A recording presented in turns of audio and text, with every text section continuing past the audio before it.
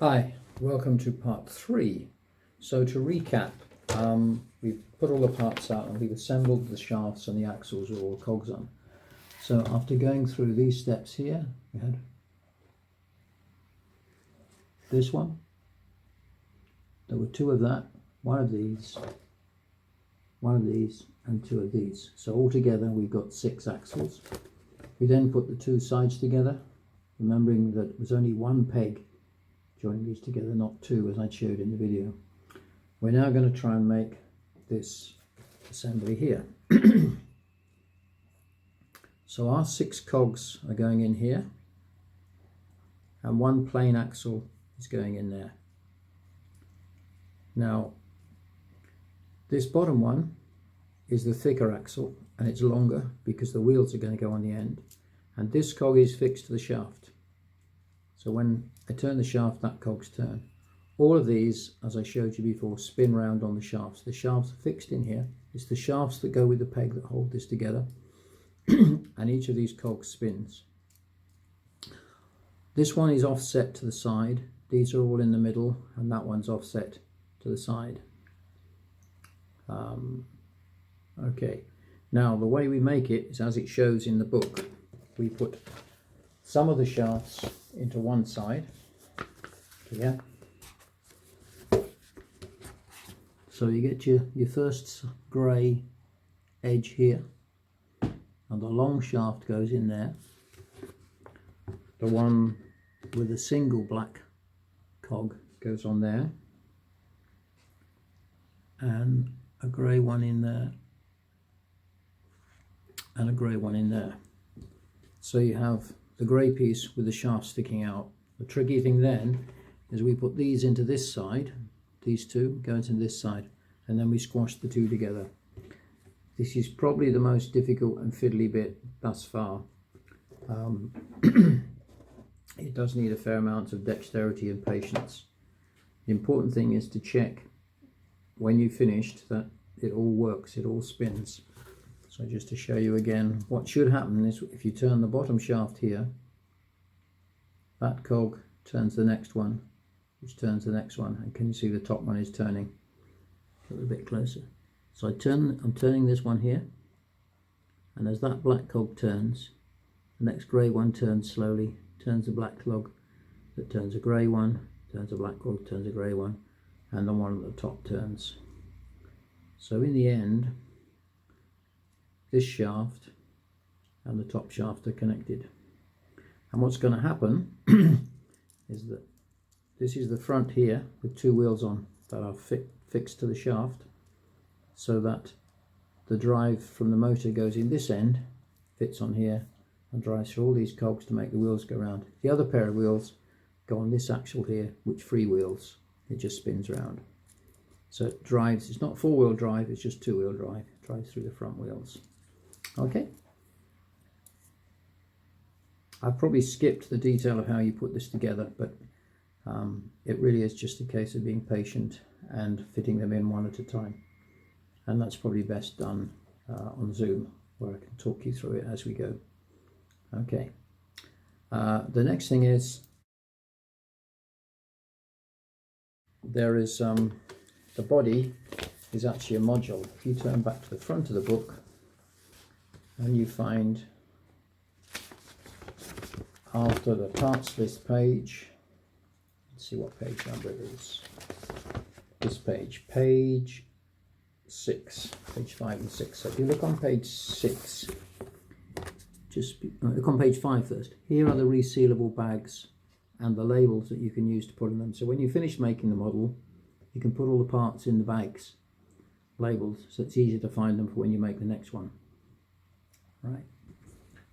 This side is what they call a module. So this is part of the main project that we build separately. So this is the body module assembly. And you can see, as on the other pages, we've got a parts list. So here's the motor. This is what it's going to look like. And this is the way we assemble it. And again, this looks a bit scary and it's very fiddly, but I can talk you through it. So again, what we're going to aim to end up with is the 2 halves like this. If you look inside, you can see the cogs. Not sure it's focused there. There's a number of cogs that we put in there. The cogs are colour coded, so there's a red one, a green one and a white one, and it's in the instructions about the colour code, so we can follow the colour codes to put them in the right order. Okay, so just going through the book then, we need to find some parts, and they are labelled in here, and I'll talk you through those. The first thing we want is a little black like a grommet, I would call it, and it fits into the base of one of the pieces, and it sticks out the end like this. Okay, and that part is called C4. So you want this, I think this is C, the black one, and if you remember, they're numbered in sequence. And C4 is actually here. I've taken mine out, but this is where you'll find C4. So if you've got C facing you, is on the right hand side. And whilst you're there, I think we also want C5 here. I'm looking for C5. I think we do. Could have got that wrong. Just get C4 for now. So we want C4. Most of these parts came in a little sealed bag with the motor and the cogs. They're all in a bag like this. I cut the top off with scissors because it was difficult to tear this bag open. Also knows the solar panel, which I put back in the bag to keep it safe. So I put that back in the bag and I put it in the lid of my egg box to keep it safe. So the little motor is a tiny little piece. It's inside here now, but if you look at the diagram, the little motor is there, has a little white cog on the end and these leads that hang out. It fits in a slot inside the grey half. It's easy to see where the slot is. It fits in there. So we put that grommet in the bottom, and then we get P8, which is a shiny steel shaft, and that goes in a hole in here. I think I'm going to take mine apart because it's going to be easier to show you how that works. So let's take these off a bit at a time, take them apart, and you can see how we put them back together. This is a grey one. This piece is, I can't remember which piece this is. It's probably over the page. Hang on a sec. That one holds those cogs in place. This is the white cog. This is the green cog. There's the little shaft that goes in. I'm going to leave it in there because it's stuck in. Here's the motor now. So you can see the motor goes in there. And it presses down into that space. I'll just see if I can ease that out so you can see where it is. Well, I'll point it with a pencil. So there's the motor in there. So the cog goes at that end and it slips into that slot. And make sure the leads don't get pulled or tangled up. These are very fine leads, so be careful with them. The grommet I'm talking about is in the bottom of here. I'll get that out and show you that. That's what I called the grommet. This was the part C4. So it's thicker at one end, got a collar on it, and thinner at the other end. So the thick end goes from the inside out and sticks out that hole. This is where a pair of tweezers or your tiny fingers are probably going to be at best. So I've got to try and wiggle that through into there. So can you see it's poking through now? There it is inside, down in the bottom there, and it's poking through. Then I need to put the red cog, this one, which is flat on one side and has another cog on the other.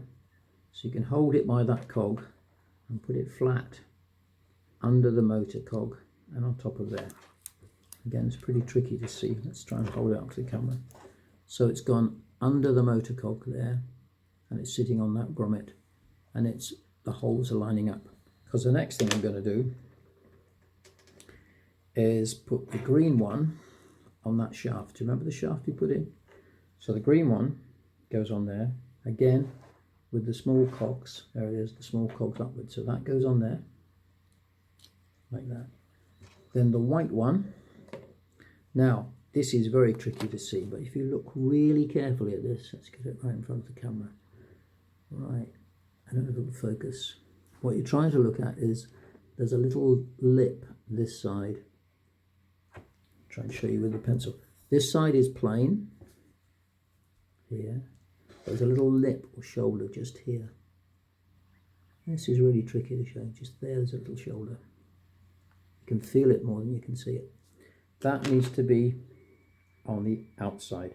There is a picture at the bottom of the page here with a tick and a cross. This is what I'm referring to here. So it's showing you that cog with a little shoulder on it. This is the right way round, it's the wrong way round. So that little tiny shoulder there needs to be on the outside.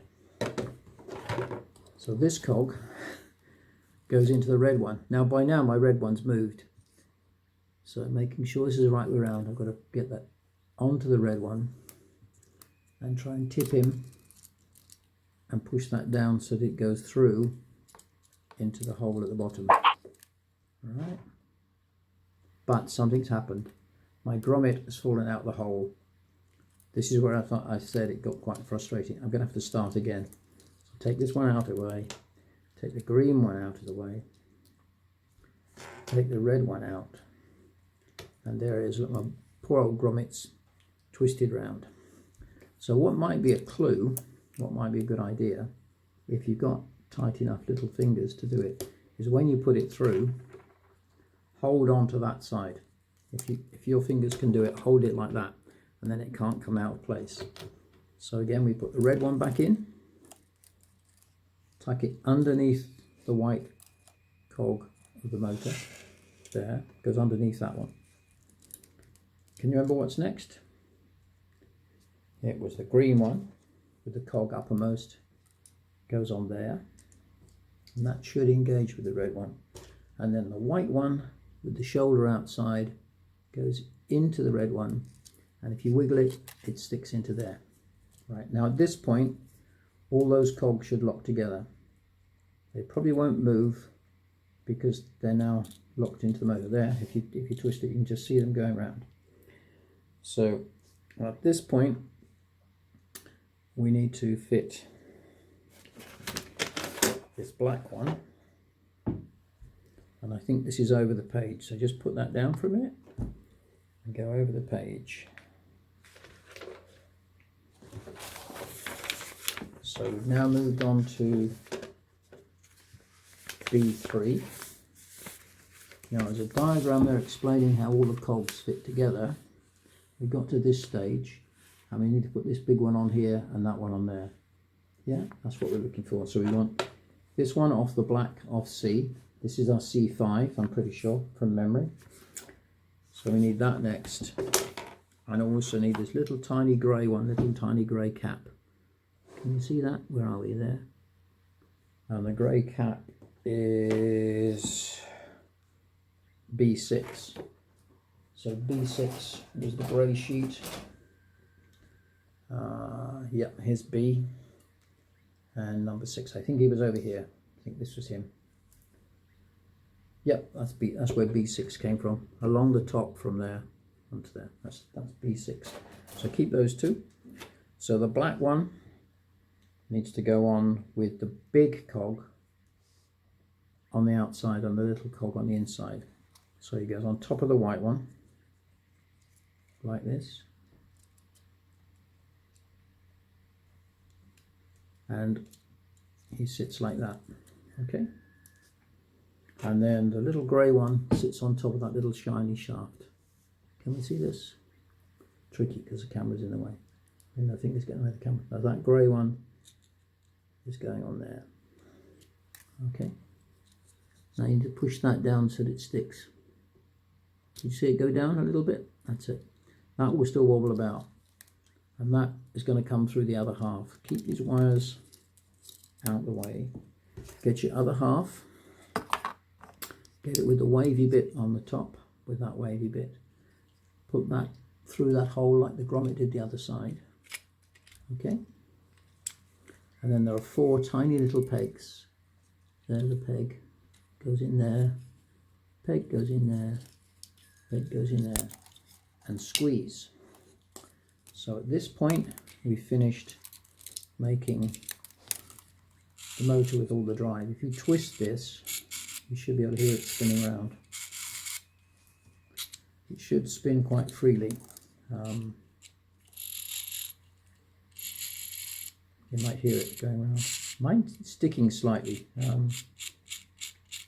That's partly because we're trying to reverse the drive. We're trying to turn the motor around, and in practice the motor will turn these cogs, so it should be alright. So that's the end of the body module. And I'm going to pause there because the next thing is the head model assembly, but that's quite a reasonable chunk of video to do. So we'll end at this point. See you in part 4.